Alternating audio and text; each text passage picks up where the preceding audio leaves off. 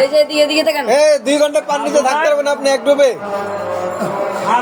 হ্যাঁ, এক ডুব দিয়ে আপনার লাগে 5 লক্ষ টাকা বাঁচবে যদি এক ডুব দিয়ে 2 ঘন্টা থাকতে পারে অক্সিজেন ছাড়া।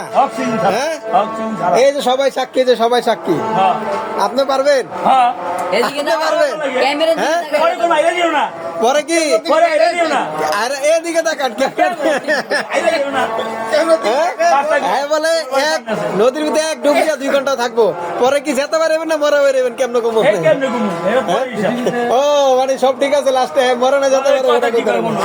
হ্যাঁ কি 2023 সালে 5 ফেব্রুয়ারি একটা কম্পিটিশন হয়েছে।